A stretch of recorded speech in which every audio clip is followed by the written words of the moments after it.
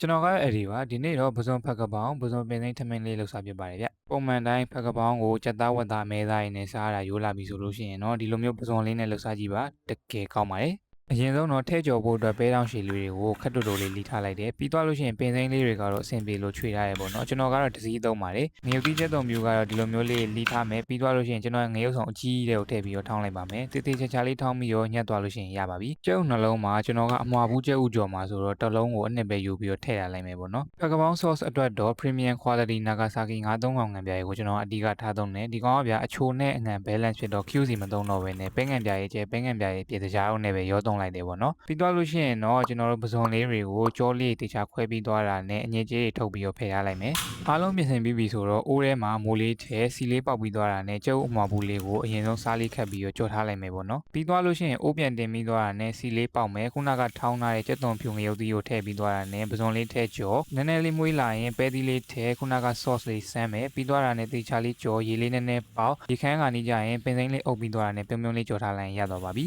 ပွဲပြင်ဖို့အတွက်တော့ကျွန်တော်ကပကံလုံးထဲမှာထမင်းတစ်လုံးအရင်ရိုက်တယ်ဘေးကနေမှပစုံဖက်ကပောင်းလေးရဲ့အပေါ်ကနေမှကျုပ်အမွာဘူးလေးနဲ့ပင်စိမ်းလေးအုပ်လိုက်ပါတယ်ပူပူမွေးမွေးချိုချိုဆက်ဆက်လေးမို့လို့လိုက်လို့စားကြည့်ကြပါဦးဗျ Okay that's it bye bye